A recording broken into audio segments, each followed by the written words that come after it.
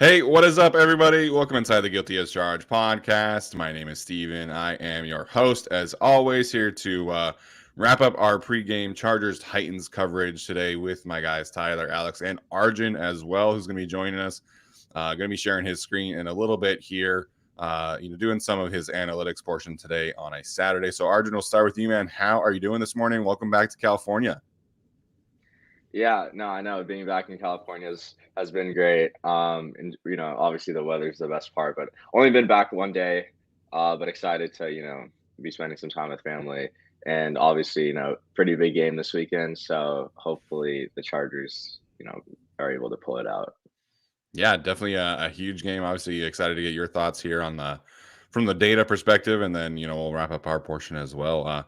Tyler is here as well. Tyler, what's up, man? How's the move going? Move's going great. We got a Christmas tree, so there's that. I just feel like it really brings the place together.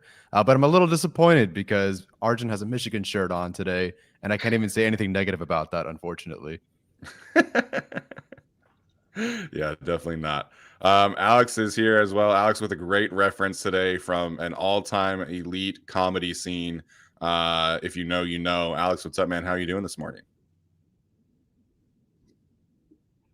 Doing good. Royal Blue Week. So I'm excited for that. And yeah, let's get this win and move the Chargers record in Royal Blue to, I believe, 6-1. Yeah, the Chargers record with the Royal Blue as an alternate is significantly better than the Navy Blue as an alternate. Excited to see what that looks like. I understand why they made the change for powder blue last week, but I do wish that they would have let that powder blue or let that royal blue shine in prime time. Would have been fun. All right, so like I said, we're here to obviously wrap up our Chargers and Titans coverage.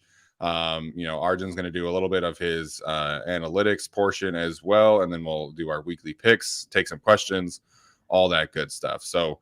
Tyler, I want to start with you, obviously, because you watched the film, grinding the film late night, last night. So I wanted to get your thoughts, just kind of, wrapping up the Dolphins week and kind of your takeaways from watching the film last night. I believe the offense is ready for something better. I don't even know if they'll score more than 30 against the Titans, and hopefully they do. But I feel like they're very close to getting something consistent. You could just see that Justin Herbert, it's all going to be off of Justin Herbert. But I feel like they're going to now get the blockers. Like everything's going to be together. And I think all the pieces are finally, for the most part, back in place for this offense to really get going and to really be better in the red zone. And honestly, looking at the red zone opportunities that they blew, I thought DeAndre Carter should have had a touchdown. If Corey Linsley doesn't have that illegal snap, they have another touchdown. They're driving to end the game.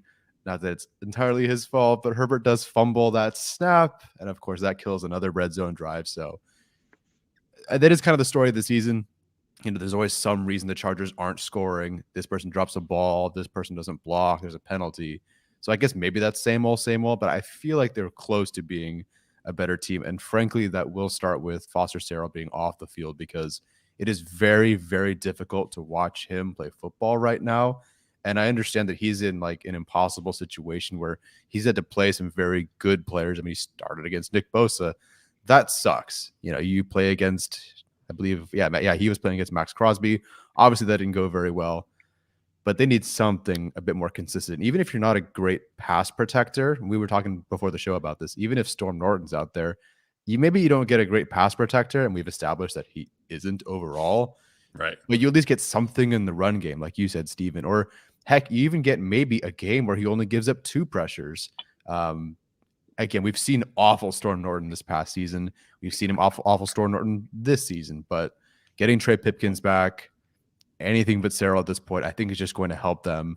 Like Parham and Pipkins being back just feels like another 5 to 7 points you can add to your offense, just because you can do a bit more. You can be a bit more consistent. So Herbert's playing well. The weapons are back. And I feel like now that the blockers are back, I think the offense is going to take a nice step forward.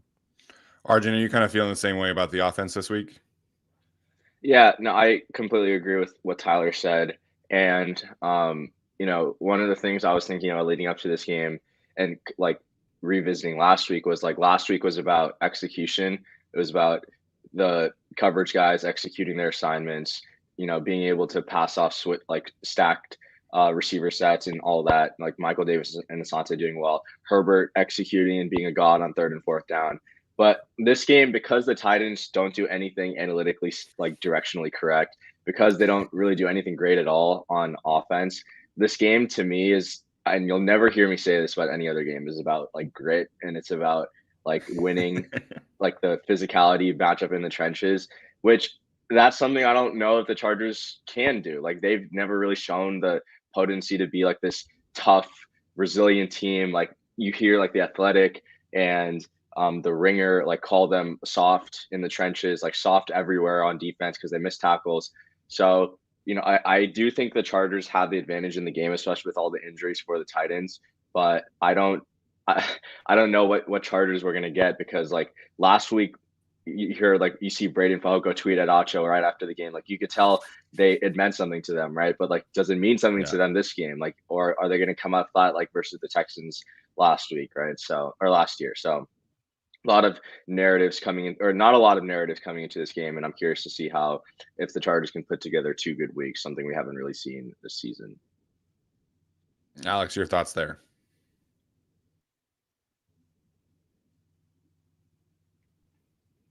Yeah, I mean, I think a lot of this just comes down to getting better in the red zone for me. When it comes to the red zone, it just felt like the Chargers were moving the ball really well for about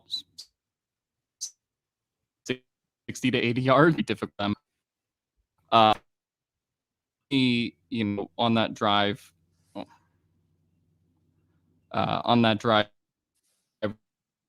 where you have Mike Williams and then comes back in, and they don't even use him for the last 3 goal-to-goal drives.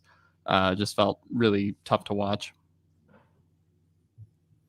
Yeah, I think I was trying to pick up what you were saying there. We lost you for a bit. Oh, there goes Alex officially.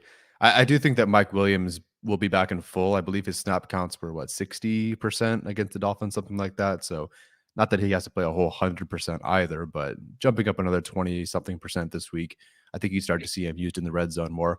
Or if it's just so difficult for them to score in the red zone, just score from outside the red zone. I think that, like, not that that's super easy, but, maybe when the defense, maybe it's difficult for them when the defense is all scrunched together and they just can't make it work with the line that they have. They find a way to score outside of the red zone, then, hey, I'll take it. Yeah, in terms of the red zone, Daniel Popper pointed this out, and I tweeted part of it. The Chargers have reached the red zone with this at the second highest level in the league in terms of a volume statistic. They only trail the Kansas City Chiefs in terms of getting into the red zone and how often they do it. The problem is that they're 27th in the league in touchdown percentage, and they're tied for the league in field goals in the red zone. So, it's a few things, and Popper mentioned a few of them in his article. He did a great job, as he always does in his Friday notebook. One of the things for me is just that the penalties always happen in the red zone. Like they mostly run a very clean operation, from a snap to quarterback sense, and then they get into the red zone. And that illegal snap penalty still doesn't make any sense to me. I mean, Corey Linsley does that like 3 times a game. But we've seen these false starts pop up, and last year it was the illegal motions that were like the big thing to start the year. We haven't really seen that as much this year, but it's a false start here, it's a holding there. It's a block in the back from somebody. Matt Filer had his block in the back, I believe, at like the 30-yard line. So there's always these penalties that come when they're right into the red zone or approaching the red zone. And that's absolutely something that needs to be cleaned up. So that's one thing that I think needs to change. The second thing is, like, we've talked about this week, and I've talked about it throughout the whole season. Like, the red zone should be prime Joshua Kelly territory, like, going forward. And I think Austin Eckler does a fantastic job, obviously, getting into the end zone. But, I think Joshua Kelly just gives them a different kind of presence there that Eckler cannot do. And especially this week where, Arjun's talking about matching physicality. Like, I think that's more Joshua Kelly's game, going forward. And I think that is something that can help. Obviously, the return of Pipkins, Donald Parham certainly helps as well. But, the struggles in the red zone when you watch the Chargers are not necessarily a surprise because they're not committed to the run game and they don't throw the ball into the end zone. Like, maybe that changes with Mike Williams and Donald Parham healthy. But, when you're throwing flat routes to DeAndre Carter and Keenan Allen and screens to Austin Eckler, like, of course you're not going to be a good red zone offense. That's just not how the smart teams are operating. So there are some things that they need to change, from a fundamental level, obviously, in terms of execution. But Joe Lombardi also needs to call better plays and get the ball going into the end zone more often. So there's a lot of issues here, and hopefully they can clean it up with, a month left in the season. Yeah, and they haven't even been a great screen team. Like, if you want to call a screen or a tunnel screen or whatever, like, that's fine. But they haven't been a great screen team in the red zone.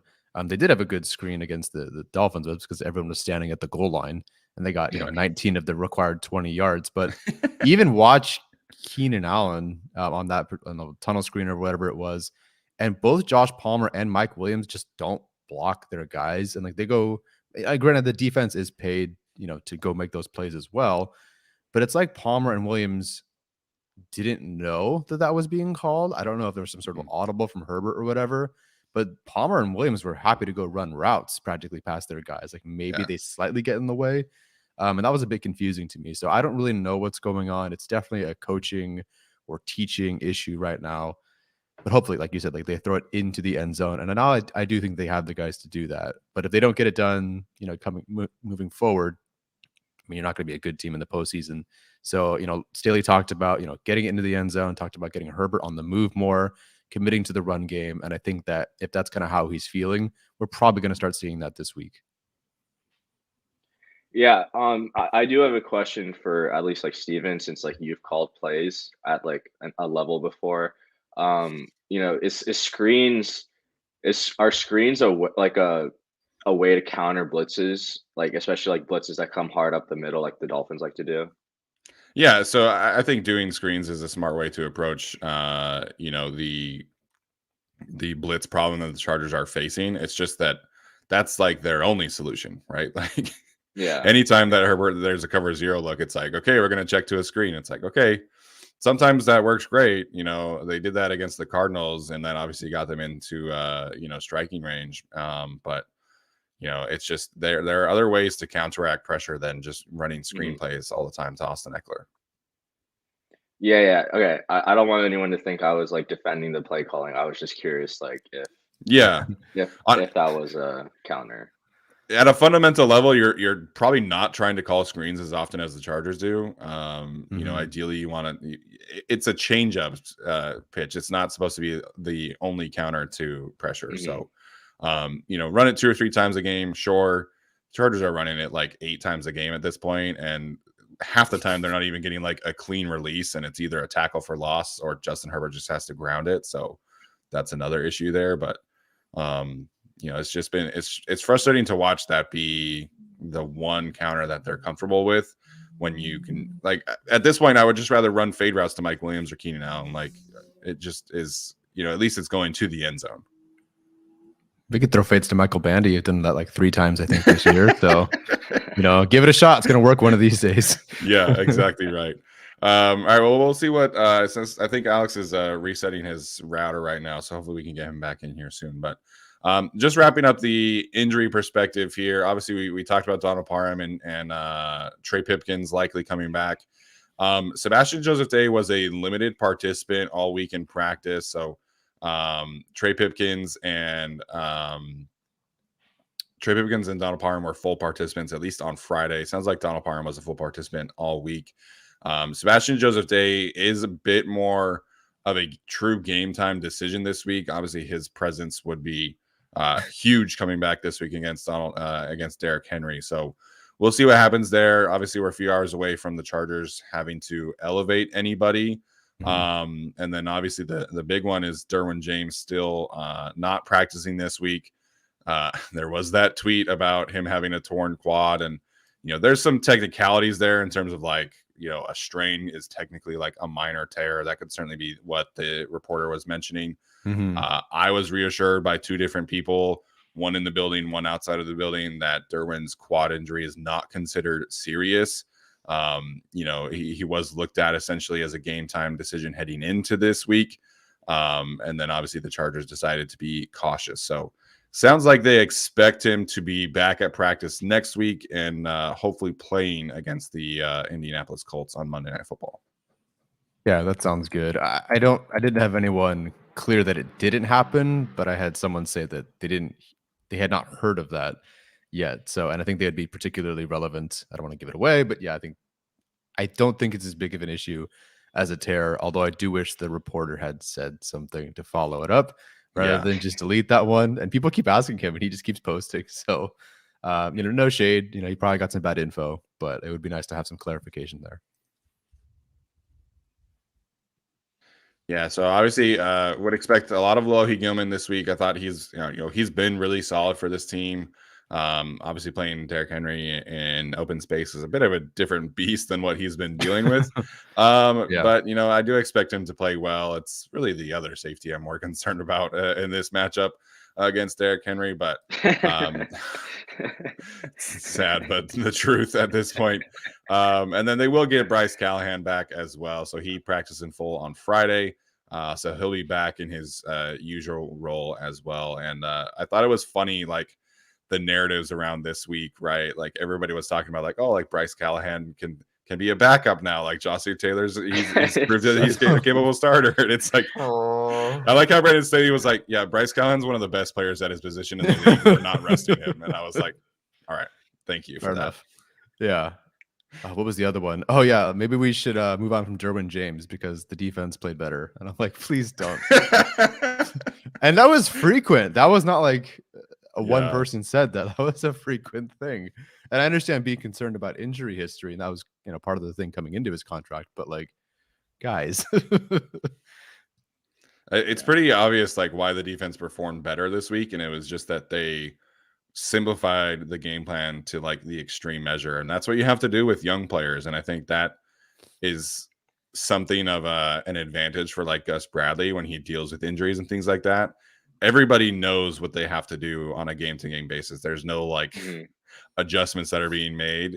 Obviously, you can counteract that by saying that's kind of also a disadvantage, But when you have these younger players in the game and you just simplify things, it makes it easier to call the game. It makes it easier to execute the game. So it's kind of a double-edged sword with Derwin because you're trying to move him around so often, but at the same time, like, it puts the other players that he's playing with in kind of a tougher position. So I understand asking a question of like, why was it better last week? But talking about moving on from the best player on defense is that's a strange one. Yeah, okay, that's I'm why trying to I find think, the snap counts. I'm sorry. Yeah, sorry. I was saying like Gus Bradley's floor is always going to be higher than Brandon Staley's, but I don't think you'll ever see Gus Bradley call a game as well as Brandon Staley did, or at least like I would personally say because of how diverse Brandon Staley's scheme is, his ceiling will most likely always be higher than Gus Bradley's. But his Staley's floor is definitely lower given how complex his scheme is and the diverse coverages he likes to call. So JT Woods, sorry, he did not get a snap this past week? No. So they only went into 6 DBs. I think it was like 4 times. And I think Raheem Lane essentially was playing in the box. Like, so that was like his portion of Derwin's role that he took on. And, they just kept Nas and Alohi kind of back in the deep parts of the field more often. Yeah. Interesting. So he's got one more standard elevation, and then I'm curious what they do, because if you have if Lane happens to pick up a few more snaps, granted, I guess if Derwin comes back, it's a moot point. But I mean, you can't cut JT Woods. But if also you're not playing him, like I'm just curious if they sign Lane to the roster or let him go. I'm really curious what happens because I think every person that's had the full amount of standard elevations, they've signed to the roster, right? It was Jason Moore, Richard Rodgers, Braden Fahoke. No, Braden Fahoke was just signed. Foster Sorrell. Yeah. So they signed Keemon Hall to their active roster without activating him. I think they only activated him once. That could be somebody that they cut in place of Lane. Okay. Actually, yeah, that would make sense. Okay. Yeah, I was trying to figure out what they would do because again, if you're not playing JT Woods, I mean, I guess you'd have to. I don't know. Yeah, no, I think they've clearly kind of like separated the roles. I mean, they clearly want JT playing deep, and that's it.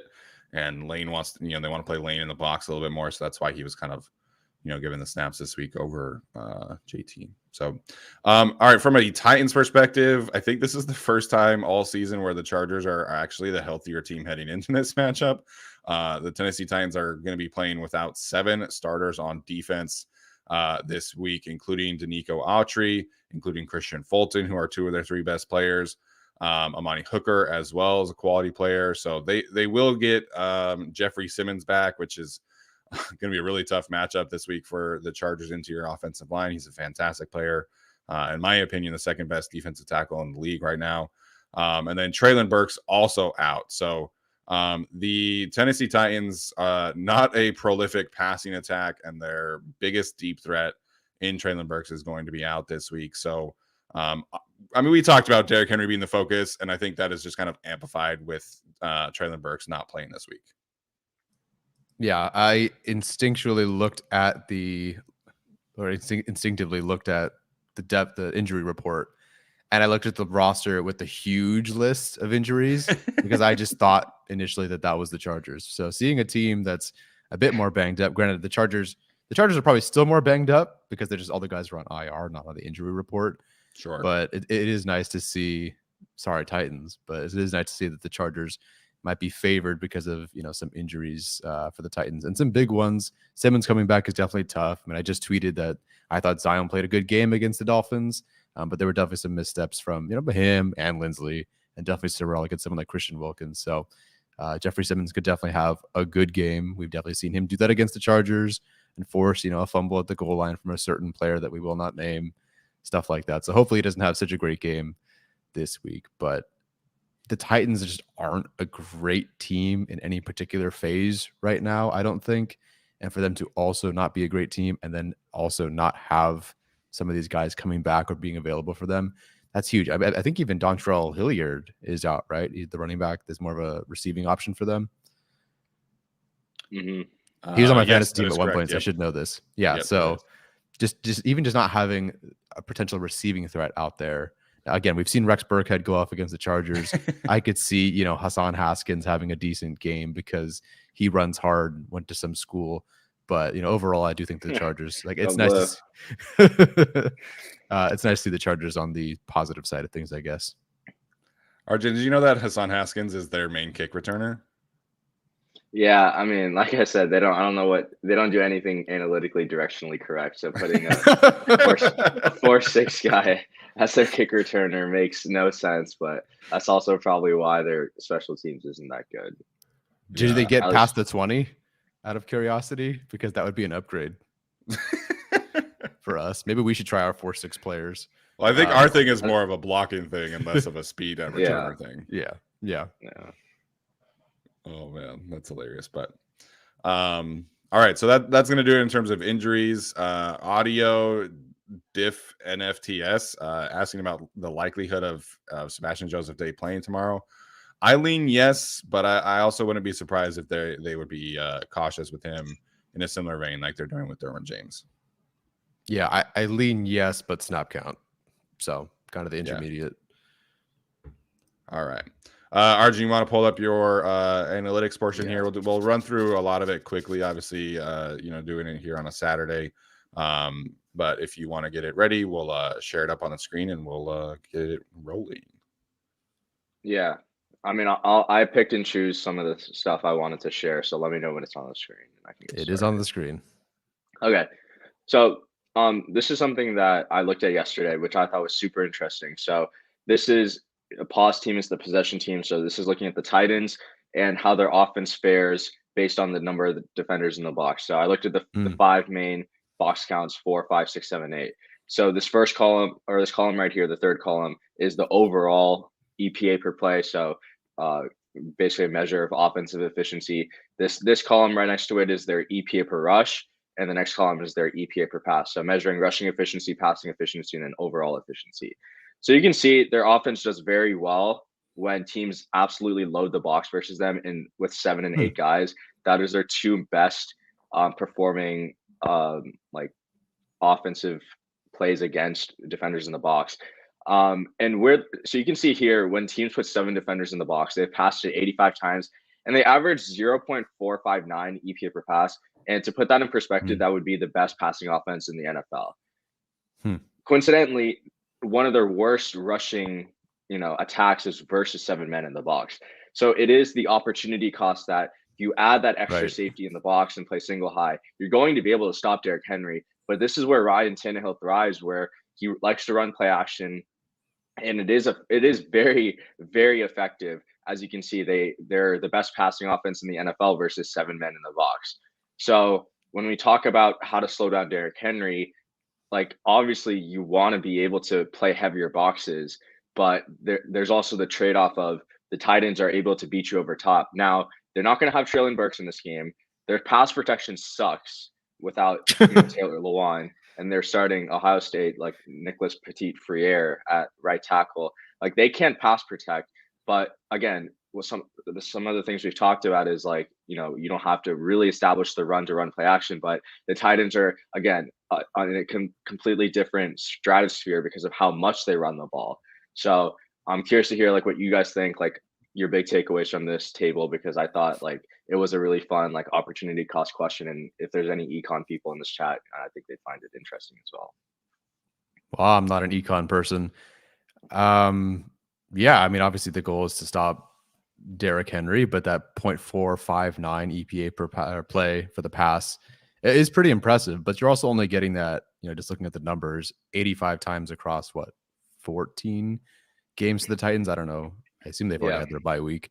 So you're getting 6 pass plays a game, out of that look, which I mean can be costly for sure. We've seen the Chargers lose games because of 3 big pass plays or something like against the Raiders, but it's not Devontae Adams out there by any means. So I do think that there's enough risk or reward there to the risk. And if Bryce Callahan is coming back this week, and really with the way that the defense has played, I think you try to bait them into that 0.459. But then again, like you said, they're not analytically driven by any means. And not that I know that firsthand by any means, but if you say that, I believe you. So I think you kind of try to bait them into that. And at most you're going to get, if they keep pace, and I don't know how this has changed week to week, but 5, 6 passing plays out of them. I think you trust the way your DBs are playing right now, or at least most of them, to hold up in those situations. Yeah, I think the biggest curiosity there, and this is something that somebody mentioned, what Braden Fajoko was talking about with Daniel Popper in his article last night. The cost and reward of loading the box versus the Titans, and how their approach is to always try and isolate Derrick Henry one-on-one in space. A lot of people kind of picture the Titans as like this, downhill ground and pound attack, and they certainly do that from time to time, but their goal is always to isolate Henry with somebody one-on-one. And I think that has a tendency to happen at a higher level when there's 8 men in the box, because then at that point, there's just more space for that matchup to happen. And then obviously that's when Derrick Henry can pop the big runs. So it's a lot of give and take in this matchup, right? If you have the 2 safeties that can absolutely tackle, I don't think you necessarily need to load the box at all. But the problem with the Chargers here is that one of their tackles doesn't know how to tackle very well. So, if this were an Elohi Gilman and Derwin James game, I think you would feel a lot better about the Chargers' ability to prevent those explosive runs from happening. But it is just going to be a lot of give and take from a schematic standpoint, for what Brandon Staley wants to do this week against Derrick Henry. So Looks like we do have Alex back. Alex, welcome back. Thank you. All right, Arjun, you want to continue here with your presentation? Yeah. So going on to, or actually, let's stay on their offense real quick. So one of the things that I was looking at, so they do pretty well throwing the ball over the middle. Like that's been Tannehill's bread and butter, running play action, all that stuff. They do very well throwing the ball left. Tannehill really struggles throwing the ball to the right, which I don't know if that's like a right-handed quarterback thing, like it's a general thing. But yeah, I thought there were some like interesting insights from here. Like obviously they don't throw the ball much at all, but when they do throw it right, he has seemed to struggle pretty much at all parts of the field except the intermediate part of the field where he's really made his money throughout the course of his career. So I don't know if like there's a certain receiver that lines up on the right or anything, but he's going to be throwing left and middle pretty efficiently. I did not realize that EPA per play went over 1. So I did not know that. Yeah. So 1.383 over the deep middle is pretty impressive. That's mostly Traylon Burks, I'm going to guess, or Westbrook Gekine. For my priors, it's Traylon Burks. Yeah. Yeah. I see you, Tyler. Staying on the offense, last thing I wanted to talk about. So you can see like they're going to run the ball pretty much every time they line up under center. They run the ball 22% more than expected out of single back, about 15.5% more out of I formation. They don't really run pistol that much, but that's about 10%. When they go shotgun, though, they become more of a balanced offense. Obviously, I think they go shotgun more in late down situations when they want to get Tannehill a good read on the defense where he's not really lining up under the center. But they're not efficient in any particular formation. Like their most efficient formation, they're averaging 0.016 EPA per play, which again isn't that good. Like I would put them at a below league average, offense. So yeah, I think you're obviously like you don't really need the analytics to tell you like the Titans want to run the piss out of the ball, but when they do go into shotgun, it is going to be more of a balanced offense. Okay, so you're saying that it's not like the Raiders where there's a strong tendency to run like under center is one thing, from shotgun's another thing. You think it's more balanced out of shotgun? Yeah, and so there's not really a tell. Or there could be tells if you like break everything down like deeper. I hope the Chargers analytics team does that, but yeah, at least from a just broad perspective, there isn't really a tell between run and pass out of shotgun. Okay. Cool. Wow, 8 Wildcat plays. It's 7 more than the Chargers. They like to pass the ball with Derrick Henry a little bit too. But the Chargers, when they run Wildcat, look at that. Let's go. Well done. Crazy. The one play. Pass rate over expected, -30. Yeah, that's great. Beautiful. I did want to talk about the Titans defense because obviously like that's their biggest strength, right? So this is a table I made the other day. This is like if you follow Marcus Mosher on Twitter, he makes the same table, but for offenses, and his is way prettier. But this is basically looking at most big plays allowed. So defining big plays is rushing plays of 10 plus yards, which is this first column, and then passing plays of 20 plus yards. So you can see the Titans. All right, I should zoom in, I guess, but it's like right where my cursor is. They're right in the middle in terms of overall big plays. They're extremely good at stopping the run and are not allowing running big plays. That's what we can see. They're running boxes green. They suck versus the pass. They've allowed they're tied for the third most big plays through the air allowed. So, again, Steven, I'm sorry, but for the Chargers to win this game, I don't really want to see them try to establish the run against a pretty good rushing defense. Well, so sorry, I'm looking at the Chargers. So they're just a balanced defense. A balancedly bad defense. Okay, so what is that? 1, 2, 3, 4, 5, 6, 7, 8. Is that 9th or 10th? Or I guess tied for 8th or something. Yeah. Yeah. Something like that. But yeah, Titans really struggle to stop the ball through the air. And that leads me to my next point. They suck versus play action. They're the 5th worst defense per EPA per play versus play action. One of the things, a lot of podcasts like to talk about, like David Long and the Titans' other linebacker, like they're very good at fitting the run, but that also leaves them susceptible to biting too hard and leaving the middle of the field open versus play action. And that's where, it's borne out in the data. You can see their 5th worst defense versus play action allow pretty much a 0.27, 0.28 EPA per dropback versus play action. And again, you don't need to really like try to establish the run for play action to work. We've seen play action work versus the Dolphins when they couldn't stop the run versus the Niners. And I think this will have to be a similar game plan where you're running play action at least 30%, 35% of your offensive dropbacks, right? And I think if you can do that, get Herbert on the move, kind of, try to limit some of the impact that Jeffrey Simmons will have on the game, I think that will benefit the Chargers in this game. Yeah, great comment here from Denver Henderson. He says, that's the fuck around and find out. Obviously, that's something that Justin Herbert has done so great this year is attack defenses in play action. And, we saw that paid dividends last week against Miami. So, there's a lot of give and take in terms of running the football here, obviously, for the Chargers. But, I would like to see them just from a balance standpoint, do it a little bit more. I'm not saying pass the ball, 30 times a game, but I do think they just have to be a little bit more balanced, especially in the red zone. So this game, though, it's such a good matchup for this receiving core and what they do well. I mean, the Titans corners without Christian Fulton, they're all like under 6 feet tall. None of them are great like press man corners. So I kind of expect the Titans to play a little bit more zone this week, which I know Mike Williams isn't like great at, but Josh Palmer and Keenan Allen should just be able to do some great work over the middle of the field and, give Mike Williams some jump balls and things like that. So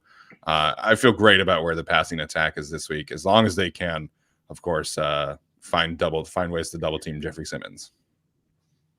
Yeah, I mean, the Titans blitz at the 4th or 5th lowest rate in the league. Granted, that could all change in one game, but I think getting your blockers back and not having to deal with such an intense front in terms of blitzing and rushing, I think that'll really help the Chargers this week. It's setting up to be a big week for the offense. Like I do expect a lot of yards out of Mr. Justin Herbert. Maybe not rushing, but it's really setting up to be with both their strengths if they stick with play action, don't do dropbacks, which God, I hope not. And if they roll with play action, which the Titans clearly, as Arjun has shown, they're not great at, with the secondary that they have, with as banged up as they are, like I think the offense is really poised.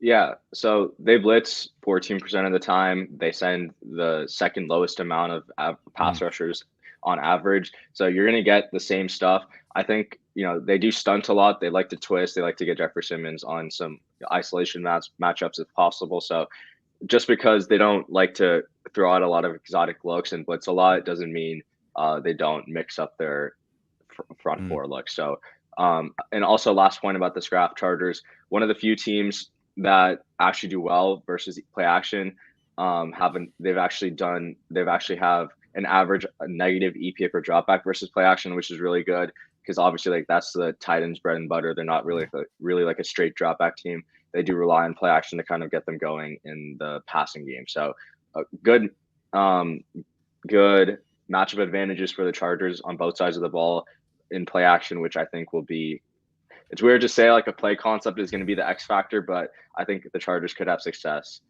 utilizing play action and also stopping play action in this game. And that's kind of all I had. I didn't really think anything else was too notable. I guess this last thing, the Titans run defense does struggle when teams run outside the numbers. This is something I talked about with Alex on my last video for the Dolphins, and the Chargers proceeded to run inside zone and halfback dive right at Christian Wilkins almost every play or a majority of their run snaps. So I would like to see them kind of try to run outside the tackles, especially if Trey Pipkins is back. But the problem with the Chargers is they are more of an inside zone team, and they actually have had success running the ball up the middle rather than outside. But again, I think sometimes you don't want to play to your strengths. I think you want to try to attack your opponent's weaknesses, especially given that guys like Denico Autry are out, and they're going to be playing guys like DeMarcus Walker on the outside, where I think the Chargers could take advantage of that. Yeah, I don't run halfback dives at Jeffrey Simmons. Do not do that, as we've seen over the years. All right, Arjun, great stuff, man. Appreciate that. Obviously, you're welcome to stick around if you can. Do some we'll do some betting segments and picks in a second here. But if you have to take off, we understand as well. I'll stick around. All right, sounds good. Okay, let's get our sheet up here. We'll do our predictions for the Chargers game, and then we'll obviously have our weekly picks. And then after that, we'll stick around and do some questions here. So I love that Alex gave himself a tie. I didn't get that last year, but you know what? We'll give it to him. what tie was last year? I don't even remember. I think it was the Giants again. I think it actually might have been either the Giants or somebody. It's There was always the definitely a NFC tie. somehow. Oh yeah, I'm it's- sure. I'm sure. Or the Texans or something. All right. Well, let's kick it off with Alex. You know, in terms of we'll start with or do you want to start with the picks or start with the Charger score? Let's just start with the picks. It's kind of Start our with the mojo. picks. Okay, start with the picks. I think it is Alex's turn to go first this week, if I'm not mistaken. Is that right? Yes? Eagles over Okay. Bears. Not much to talk about here. All right, so we'll go Alex, me, and then Tyler. I think that's the order. Sure, that's fine. Okay. I could type. So Eagles over Bears, I think is what I heard. Yeah, he Yep. did say Eagles over Bears. Yep. Okay, I'm gonna. Is this the right line? The Chiefs play the Texans, right? That's what I'm Why seeing. can't I Yeah. find this? Okay, so I'm going Chiefs over Texans. That's my favorite of the week. Wow, you guys are Shocker. really, yeah, leaving me with all the good ones. Okay, let me see. What do we got here? This is the first week I legitimately have not even prepared for this, so this will be fun. Not that preparing has helped me either way, but still. Oh God, man, there's so many bad matchups in here. Let's go. Okay. Jeez. Ooh, who do I trust pick this the week? snow game today. There's so much crap on here. What am I supposed to do with like Lions and like Jets, Steelers, Panthers? I guess Cowboys, Jags. But then I want to pick Jags as my upset. So, okay, I'll go Bengals over Bucks. I feel like that's doable.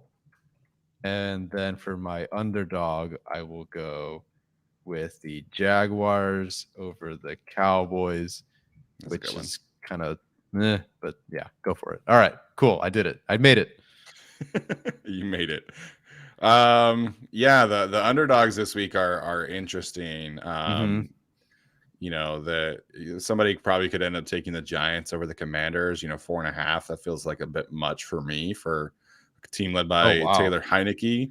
I'm gonna ride the wave though. I'm gonna take the Lions over the That's a good Jets one. as my underdog of the week. It's Jared Goff doesn't traditionally do well in cold weather, but it is what it is. I'm gonna take the smart coaching of the Lions and that offense over Zach Wilson playing quarterback. So I see the Lions +1. I don't know if it's changed for anybody else, but right now I see Lions +1, so I'm going with it. I see the same line. Yeah, you're good. All right, Alex, you're underdog. Okay. I'm gonna go with Desmond Ritter and the Falcons over the Saints. Yeah, I thought about doing that one too. I'm excited to see what Ritter can do with the Arthur Smith's run game and see what that looks like going forward.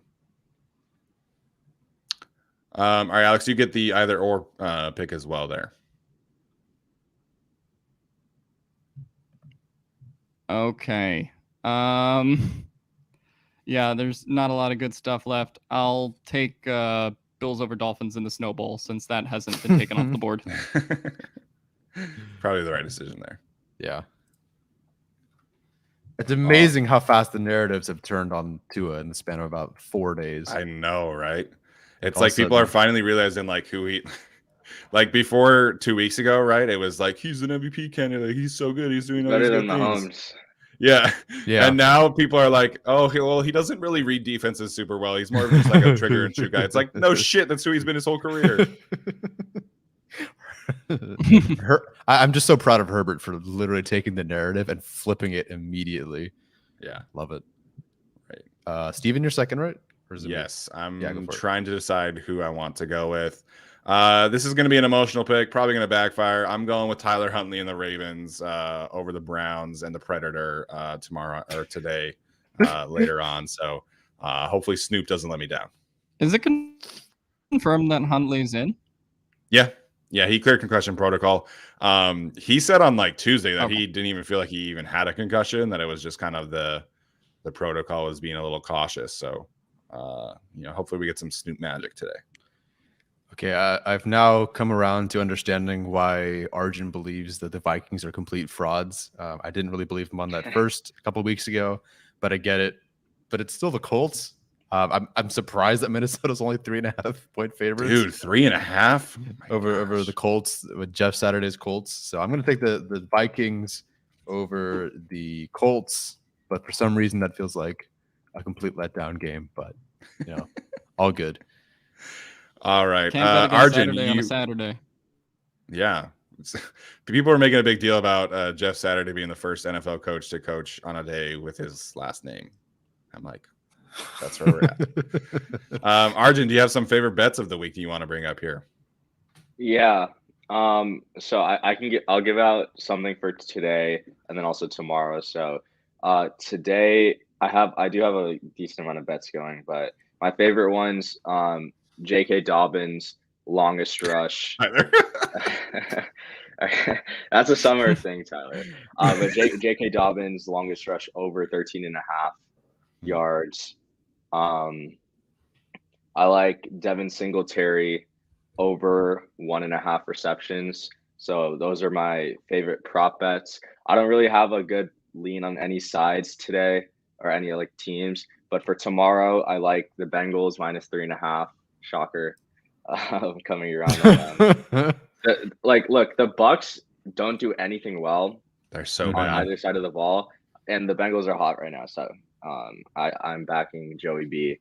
And then I also got to ride with the Lions. They're going to restore it in New York. I think that could be buying them at their high, but if you're giving me a chance to fade Zach Wilson, I will take it gladly. So those are my favorite bets of the week. There we go. Nice. Why is Singletary at 1.5 receptions a thing? Why isn't it just one? Well, because if it's one and he lands on one, then no one makes money. So it's like with prop bets, it's usually at like a 0.5 number. So no one, like, you either win or lose. But I felt good about it last night. I still feel okay about it. But obviously the snow is a big factor. But that also plays into Allen taking more checkdowns. And last time the Bills and the Dolphins played, Singletary had like 7 catches and James Cook had like 4 catches. So there's going to be a lot of checkdowns. We saw Eckler kind of like be the guy versus the blitz last week. And I think the Bills try to replicate that with kind of how bad their offensive line has been playing as well. So favorite bets right there. Yeah. Gamble responsibly. Thank you. Yeah, absolutely. All right, we'll get to our Charger score predictions here, and then we'll take some questions for about 10 minutes. So if you guys have some questions, feel free to fire them up. All right, Alex, we'll go back to you here for your Charger score prediction and just kind of your thought process of how you feel about the game. Obviously being tomorrow.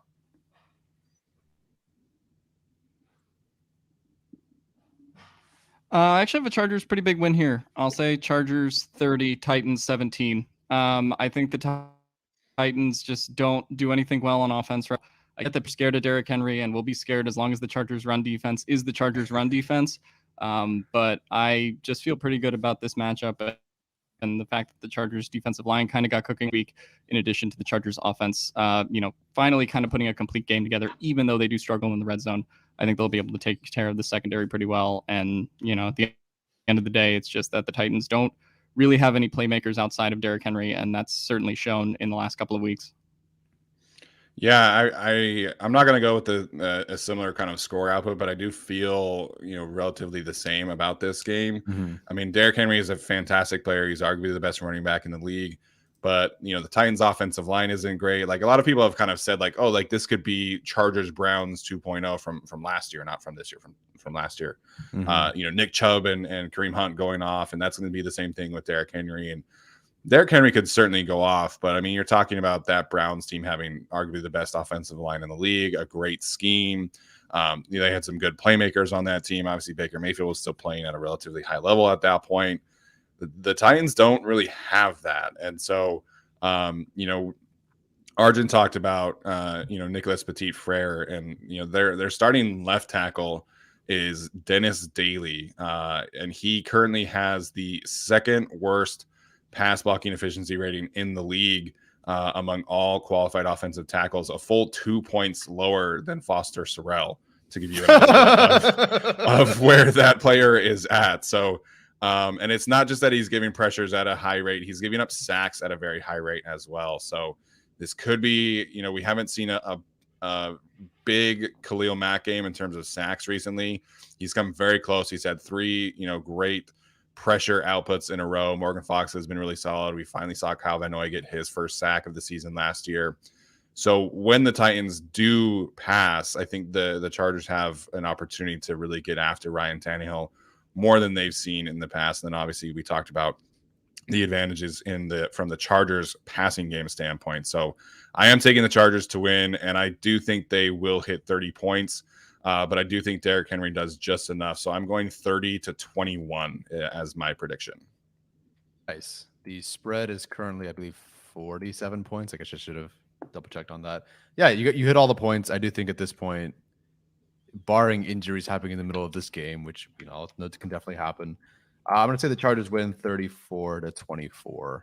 So I think the Titans maybe get like a late-ish score. But otherwise, I really do think that the Chargers hold this down. Not that I'm super confident in their defense. I just feel like there's just not much that the Titans can do. There's a singular thing that they can do for sure, but I don't think that's enough to really get more than 24 points. Like, I think the run defense for the Chargers could legitimately look bad, but that will only net the Titans, 21, 24 points. I just don't see them getting to, 30 something points against the Chargers. Granted, the run defense isn't great. I just don't see how you can sustain that drive after drive. It's the right running back to do that. I just don't think that they can. I think the Chargers also just do enough and can score enough on offense where the Titans are kind of being forced to be out of their usual game script. So yeah, I do think, we're all pretty confident in the Chargers offense. I think that's also what we saw last week with how the Titans are on defense, that the Chargers are specifically good against something that the Titans are really not so great at. So yeah, I think 34-24. I think this is kind of like the Giants game last year, but with just a slightly more competent quarterback situation and probably a better running back performance.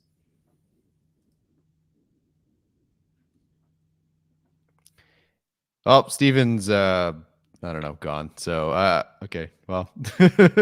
Oh, Arjun didn't get a score prediction. Hold up here. Hold on. Arjun needs to get a score prediction. 1 second. Arjun, Chargers score prediction. Let's hear it. I feel like is it bad juju if I go with a win also, and then we're all predicting a win? Like, we were all on what you picked before. Yeah, if Justin Herbert is like playing at this level, it's tough to see the Chargers lose. So I am going to go with a win. I'll go with like 30-17 also with Alex. Wow. Okay. Surprised at all the optimism. I guess I'm not surprised, but I felt better about this game than I did the Dolphins game heading into last week. So it is hopefully it's a good spot. So that there's a lot of still like pessimism about this game, but I just like outside of Derrick Henry, I don't know what the Titans are bringing to the table right now. With Burks back, it could have been closer with some of these other guys back, sure. But they're just so shorthanded, and I think the Chargers are just. They even showed last week, like maybe not much on defense, but they were just at some point more talented, and that was enough to beat the Dolphins, even with poor offensive coaching. And now that I think you're getting better blocking and hopefully a better coaching performance because you go through this play action, you want to lean on that against a team that's clearly not good against it. I think everything's just going to gel. So I get that, people are saying that above 30 points or 30 or more points is a bit optimistic considering they haven't done that since I believe the Browns game. But I just feel like if you watched last week and with the way that it was kind of fluky in the red zone anyway, then they couldn't, score for various reasons. Yeah, I think they can hit over 30 this. I'm not going to be disappointed if they don't hit over 30, as long as they get, 27, I think, or so. I'd feel fine and they win, but I definitely think you can get to 30 something. Yeah, I think as long as the Chargers can get to, frankly, like 25, I feel good about their chances of winning this game. Like, I don't think the Titans have enough to make me think that this is going to be a game where the Chargers give up, 34 points on defense or something like that. Yeah, but gotta play the game. Yes, absolutely.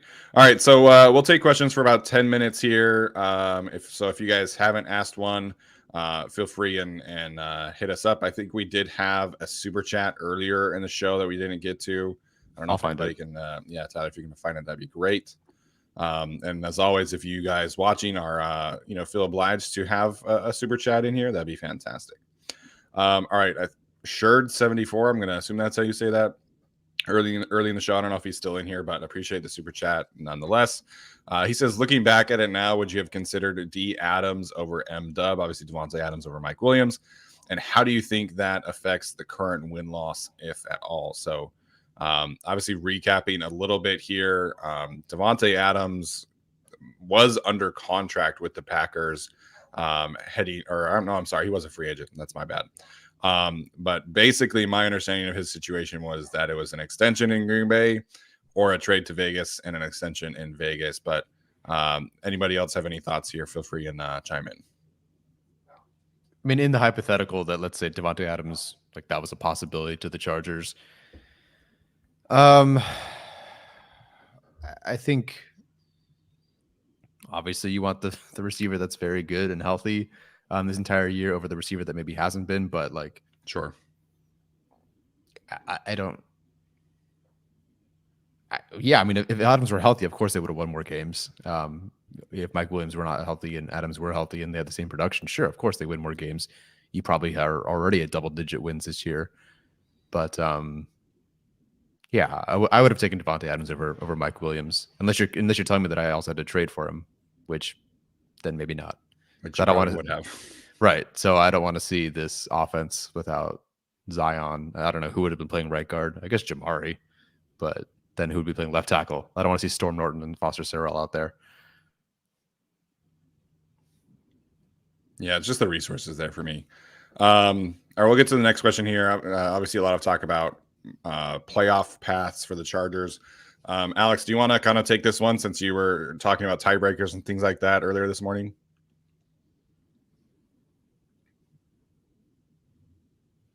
Yeah, so I did fiddle around with this playoff. So if you look at the playoff machine, you kind of have the Pats, Jets, and Dolphins all in there as teams, with their outcomes. So if I believe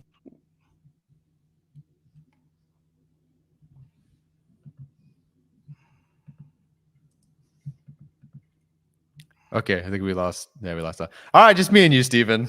And I just messaged the chat that I have to leave in a couple minutes. All right. So we're bringing it We'll on stay on home here as long as we can. Yeah, which for me is about 2 more minutes. All right, sounds good. So as Hugo points out, so Pats, Jets, Dolphins lose. That's currently the betting lines in terms of each of their specific matchups. At that point, the Chargers would be the 6th seed in the playoffs, assuming they beat the Titans. Mm-hmm. So the Chargers do control their destiny. As long as they get to 10 wins, they are essentially in the playoffs. So you have to go 3-1. And obviously, you are kind of banking on some of the AFC East teams beating up on each other. I think the only scenario where the Chargers are not in at 10-1 is like the Jets and Dolphins tie each other, and then like the Patriots and Dolphins tie each other. So as long as the Chargers get to 10 wins, they're in. At that point, it just kind of becomes about a seeding aspect. And if they can get the 6th seed as opposed to the 7th seed, I think that's huge. Because I mean, depending on how you feel about those matchups, because if you're the 6th seed, then you're talking about playing at Baltimore or at Cincinnati, as opposed to playing at Kansas City to open the wild card round, or potentially at Buffalo, depending on how that shakes out. Yeah, it's not that they win this tomorrow and they're in, but it really feels like, even though I do believe the Denver game is their most difficult game on the schedule, even with the Titans upcoming, I just feel like if they win tomorrow, like you're looking pretty good. I mean, with all these injuries, and even without them, like the Chargers just needed to get into the postseason. And then it's just Justin Herbert let it rip. And, the defenses can be opportunistic and hopefully get a couple takeaways. I don't expect them to be great in the postseason, but hopefully they can do enough. And maybe they are gelling. But I just feel like you win this game tomorrow, even though the Denver game is their most difficult and one I'm still very worried about, regardless of who's on the field for Denver. It really does feel like if they handle their business tomorrow, which it looks like they will, and they should, playoff football is pretty good. We might survive and have another a fun game to talk about in January for once in some time. Yeah, first time since 2018 would be nice. Yeah, so the Chargers obviously have to take care of their business, but should be relatively safe from here on out. Nathan Reeves, you think we see a third quarter touchdown tomorrow? I sure to God hope so, but this does feel like the matchup where the Chargers should be able to get over that hump. I believe so. The other thing about the third quarter issues, you talk about in the red zone, how there always seems to be a penalty. There always seems to be something that F's up at the beginning of the third quarter, whether it is a holding penalty or Matt Filer blocking the back or Gerald Everett drops a wide open pass against the Falcons or, you know, whatever it is. It always just feels like there's something in the third quarter. So I do believe so. I also think it is potentially possible that they're in a position where they are kind of in a very positive game script where it's just kind of run the football, play balanced offense. Maybe you don't see like an aggressive, attacking sort of offense by the time the third quarter rolls around. Because I do think they'll put up points pretty early. But yeah, I hope so. And it's not like the third quarter, not that the third quarter doesn't matter, but it's kind of like just like it's the third quarter. It's like, oh, is phase 3 of the MCU better than phase 2? Like it's just phases that, like it means something, but it doesn't actually mean something. Like, yeah, they don't score in the third quarter, but like I guess if you do it in the fourth quarter, the second and first quarter, you're okay. But yes, it would be nice to see them score in the third quarter. And more than once would be cool. Yeah. A couple people mentioning your comment about the Broncos game. The Broncos could be complete trash. Oh, yeah. I would still be worried about playing in Denver. I don't know what it is about that place for the Chargers, but they just always struggle in that situation. Mile High, it must be, maybe some kind of ghost around there or something. I don't know.